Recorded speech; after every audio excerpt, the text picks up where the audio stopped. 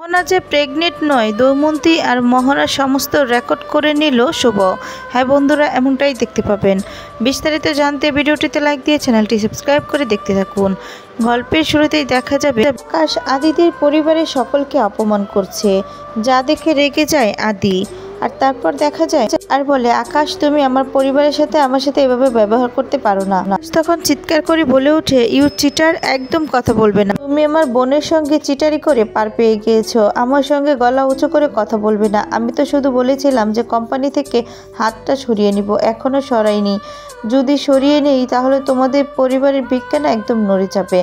Already তোমাদের পরিবারের বিকটা নড়ে গিয়েছে, বুঝতে পেরেছো? তাই আমার সঙ্গে না একদম গলাবাজি করতে আসবে না, না হলে তোমাদের পরিবারটাকে ধ্বংস করে দিতে আমার 2 দিনের সময় লাগবে না, বুঝতে পেরেছো? আদ্রিত তখন চুপ হয়ে যায়।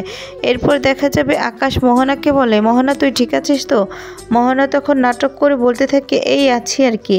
আর সেই সময় আকাশ বলে, আছি আর কি মানে? এরা তোর সঙ্গে ভালো ব্যবহার করছে তো?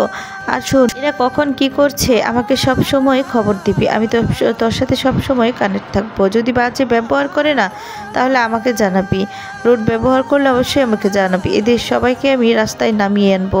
তুই তো কোনো ভুল করিসনি, তবে সেটার ফল তোকে কেন করতে হবে? তুই তো ভালোবেসেছিলি, আদ্রিত রয়কে ভালোবেসেছিলি, আর সেই ভালোবাসার সুযোগ নিয়ে প্রতারণা করেছে এই আদ্রিত রয়। তাই আমাকে মানে আমার বোনের সাথে যে প্রতারণা করেছে তাদেরকে তো আমি ঘুরিয়ে শেষ করে দিব। এরপর এদিকে লুকিয়ে লুকিয়ে দরজার বাহির থেকে সব কিছু শুনতে থাকে শুভলক্ষ্মী। শুভলক্ষ্মী তখন বলে, আমি এতবার করে মিস্টার সেনকে বারণ করে এলাম, তারপর আমার পরিবারকে এসে থ্রেট দিচ্ছে। এটা আমি ঠিক সুদা আসলে ফেরত দেব। আজকের এই দিনটা আমি খুব ভালো করেই মনে রাখবো, আর আপনাকে সেই দিনটা ফেরত দেব মিস্টার আকাশ। আকাশ বলে, তোর যদি কোনো অসুবিধা হয় আমাকে বলবি, আমি যাচ্ছি, আমি ওদেরকে দেখিয়ে দিব।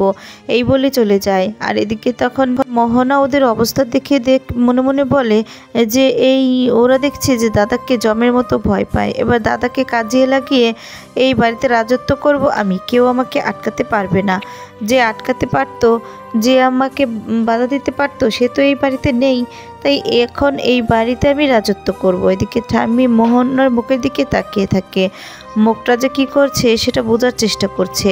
আর সেই সময় মোহনার নজর পড়ে যায় ঠাম্মির দিকে, আর সাথে সাথে সেখান থেকে চলে যায়। এদিকে শুভলক্ষ্মী দেখা যাবে মোহনা যে রিপোর্টগুলো ছবি তুলে নিয়ে এসেছে সেগুলো দেখছে, আর স্টিফেনকে বলছে, ও এতটা নির্লজ্জ হয় কি করে? আমি তো সেটাই বুঝতে পারছি না। জানো তো, ও যে প্রেগনেন্ট, ওর ভিতরে সে তেমন কিছুই নেই, কোনো সিমটমই ওর ভিতরে দেখতে পাই না। কেননা ও এমনভাবে হাঁটাচলা করছে, এমন সব জিনিস খাচ্ছে। জানো তো, পাইনাপেল খেতে যাচ্ছিল। ও যদি প্রেগনেন্ট হতো তাহলে ও কি এমনটা করতে পারতো? ও তো নিজে একজন ডক্টর, যাই হোক না কেন, এর আমি শেষ দেখে থাকবো। কালকে তো ওর ডক্টর দৈমন্তীর সঙ্গে অ্যাপয়েন্টমেন্ট আছে। আমি কালকে যাব দৈমন্তীর সাথে দেখা করতে। আর সমস্ত প্রমাণ তো আমাকে হাতের মুঠোয় আনতে হবে, সমস্ত প্রমাণ আমি সাথে করে নিয়ে আসবো। এরপর ওদিকে দেখা যাবে আদ্রিত খুব কষ্ট পায়, আর তখন ঠাম্মি বুঝতে পারে। ঠাম্মি তখন যায় আদিতের কাছে, আর তখন বলতে থাকে, ঠাম্মি আমি কোথায় যাব বলো তো? আমি কোথায় যাব? আমি যে শুভকে ছাড়া বাঁচতে পারবো না, শুভ যে আমার প্রাণ। আর তখন বলে, শুভ আসবে না, আমি কী করে ফিরে আনতে যাব? ঠাম্মি তখন বলে, দাদুভাই তুই কষ্ট পাস না, শুভ দেখবি ওর রাগ কমলে ঠিক ফিরে আসবে। তখন আদ্রিত বলে, শুভ আমাকে কতবার বলেছিল। কি হয়েছে আদ্রিত, কি হয়েছে আমাকে বলো। কিন্তু আমি কি করে বলতাম বলো তো? যেই কথাটা আমার মনেই নেই, আমি সেটা কি করে বলতাম শুভকে? আগে পরে সব কিছু মনে আছে, শুধু মাঝখানে অতটুকু সময়ের কথাই আমার মনে নেই। তবে আমি কি করে শুভকে জানাবো বলো তো?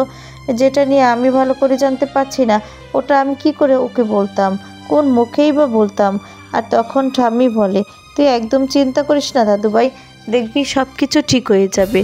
আমার শুভ কিছুই ভুল করতে পারে না, নিশ্চয়ই কোনো কিছু ভেবেই ও ওখানে গিয়েছিল, নদিয়াতে গিয়েছে, চিন্তা করিস না। তখন আদ্রিত বলে, কিচ্ছু ঠিক নেই ঠাম্মি, কিচ্ছু ঠিক নেই।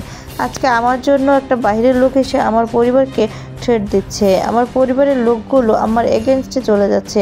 আমাকে কেউ আর আগের মতো ভালোবাসে না ঠাম্মি, কেউ ভালোবাসে না। এই বলে ঠাম্মিকে জড়িয়ে ধরে কাঁদতে থাকে আদ্রিত।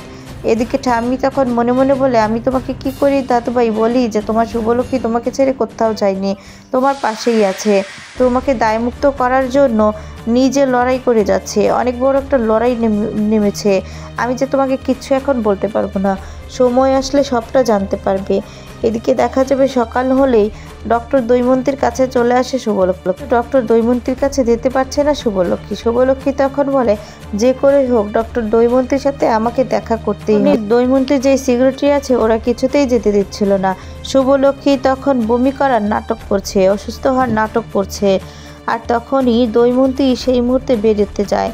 আর তখন দেখতে পেয়ে দেখা যাবে দৈমন্তী বলতে থাকে, আমার কেবিনে নিয়ে আসুন। আর তখন সমস্ত পরীক্ষা করতে থাকে। ও তারপরে দেখা যাবে ওদিকে মোহনা দৈমন্তীর কাছে যাবে। আর তখনই মোহনা তার মায়ের সাথে ফোনে কথা বলছিল। আর এদিকে দেখা যাবে সমস্ত রকমের সব কিছু চেক আপ করতে থাকে শুভর। তখন জিজ্ঞেস করে যে ফার্স্ট টাইম প্রেগনেন্ট হয়েছে কিনা। আর তখন বলে হ্যাঁ। এরপর বলে আচ্ছা ঠিক আছে, আমি চেক আপগুলো করে নিয়েছি, তুমি আলট্রাসোনোগ্রাম করেছো? আর তখন বলে না। এরপর এ কথা শুনে চমকে যায় আর বলতে থাকে, কি বলছো কি, এভাবে মানে গাফলিতি করলে চলে? হ্যাঁ চলে না তো, আলট্রাসোনোগ্রাম করতে হবে তো। এই বলে ওষুধপাতিগুলো লিখে দিতে থাকে। আর তখনই এদিকে দেখা যায় মোহনা তো দৈমন্তীর কেবিনের সামনেই চলে আসে। আর তখন এদিকে শুভ বলতে থাকে, 9টা তো বেজে গেছে, আমাকে যে করেই হোক এখনই বের হতে হবে, এখনই তো মোহনা চলে আসবে। আর তখন বলে, আচ্ছা ম্যাম এখন তো আমার জরুরি দরকার পড়ে গেছে, আমি চেক আপ করিয়ে নিব, আপনি আমাকে এই রিপোর্টের মানে এই পেপারসগুলো দিন। আর তখন সেই কাগজটা নিয়ে সেখান থেকে বেরিয়ে যায়। আর যেই মুহূর্তে বেরিয়ে যায় পিছন দিকে তাকাতেই দেখতে পায় যে মোহনা কারোর সাথে ফোনে কথা বলছে। আর তখন লুকিয়ে পড়ে শুভ। আর তারপরে দেখা যাবে লুকিয়ে লুকিয়ে যখনই যেতে লাগবে তখনই সেই নার্সের সাথে দেখা হয়ে যায় শুভ। নার্সটা ভয় পেয়ে যায় আর বলে, আপনি এখানে এখনও যাননি? আর তখন বলে, না আসলে আমার আরেকটু কথা ছিল। আর তখন বলে, না না এখন ভিতরে যাওয়া যাবে না। এদিকে যখন দৈমন্তী ওনাকে দেখতে পায় তখন দুজনে মিলে জড়িয়ে ধরে আর তখনই খুব খুশি হয়ে যায়। আর তখন সেখানকার নার্সটাকে বাইরে বের করে দেয়। আর তারপর দরজাটা লাগিয়ে দিতে বলে, দরজাটা লাগিয়ে দেয়। বলতে থাকে যে পার্সোনাল লোক, আসলে ওনারা ক্লোজ ফ্রেন্ড। আর তখন শুভ মনে মনে ভাবে, ক্লোজ ফ্রেন্ড, তার মানে তো নিশ্চয়ই কিছু আছে, আমাকে যে করেই হোক দেখতে হবে। এরপর শুভলক্ষ্মী সবটা লুকিয়ে লুকিয়ে দেখতে থাকে আর কিছু ভিডিও রেকর্ড করে নেয়। ওদিকে সেবন্তীর মাথা ব্যথা করছিল। আর তখনই রীতি মুমিন সবাই এসেও জিজ্ঞেস করে যে দাদাভাইকে দেখতে পাচ্ছি না, দাদাভাই কোথায় গেল? তখন বলে, আমি বুঝতে পারছি না কোথায় গেল আদি চিন্তায় আমি রাতে ঘুমোতে পারিনি, এখন মাথাটা ছিঁড়ে যাচ্ছে। এদিকে লাকি মেয়েটাও এখনও আসছে না, জলখাবার কিছুই তৈরি হয়নি। আর তখন রিদ্ধি আর সৌমিন বলে, আচ্ছা আমরা বাহিরে খেয়ে নেব, তুমি ঝামেলা করো না তো।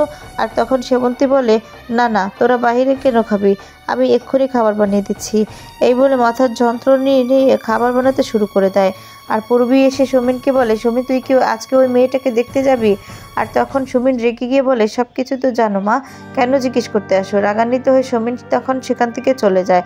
এদিকে পূর্বী বলে, আমার ছেলেটার দিকে কারো খেয়ালই নেই, আমার ছেলেটা কোথায় যাচ্ছে কি করছে কেউ কোনো খবরই রাখছে না। এদিকে সেবন্তিনী বলে, আচ্ছা লাকি মেয়েটা তো এখনও আসছে না, ও তো কোনো কাজের না, ভাবছি কি আমরা সবাই মিলে ঘরের কাজগুলো করে নিই হাতে হাতে, তাহলে ওই লাকি মেয়েটাকে আর লাগবে না। তখন এই কথা শুনে ডোনা তখন বলে, আমার তো এখন কাজ পড়ে গেছে, রিদ্ধি তুমি এখন খাবে, চলো তো। এই বলে রিদ্ধিকে নিয়ে বেরিয়ে যায়। ওকে পূরবী বলে যে আমার তো একটা কাজ পড়েছে, আমাকে যেতে হবে। না না এক্ষুনি বের হতে হবে, আমার নার্সিং ক্লাস আছে। আর তখন এই বলে সেখান থেকে চলে যায়। এদিকে মোহনা এসে বলে, রান্নার দায়িত্ব আমি নিলাম, তোমরা সবাই আমাকে সাহায্য করে দিও।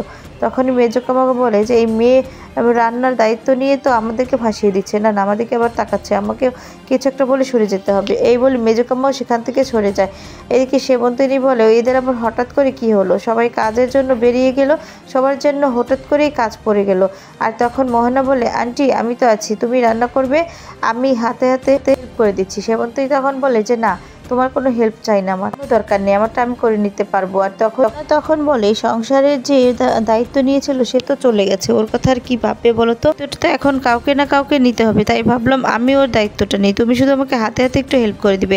এ কথা শুনে সেবন্তী প্রচণ্ড রেগে যায়, রেগে গিয়ে সেখান থেকে চলে যায়। মোহনা তখন মনে মনে বলে, চেয়েছিলাম এদের সবাই রান্না করে খাইয়ে মন জয় করতে, এরা সবাই তো ভয়ে আমাকে ছেড়ে চলে গেছে, এবার আমি কী করবো? ওদিকে ঠাম্মি লুকিয়ে লুকিয়ে সবটা দেখছে আর বলছে, এই মেয়ে মা হওয়ার চাইতে দেখি শুভর জায়গাটা নেওয়ার জন্য অনেক জরুরি। আমিও দেখব কিভাবে আমার শুভর জায়গাটা নাও। ওদিকে দেখা যায় মোহনার সমস্ত কথা আর দৈমন্তীর সমস্ত কথা দরজার ফাঁক থেকে সমস্তটা রেকর্ড করে নিয়ে যায় শুভ, আর চমকে যায় সমস্ত কথা শুনে। এবার কি তাহলে মুখোশ খুলে দিতে যাচ্ছে মোহনার? তোমাদের কি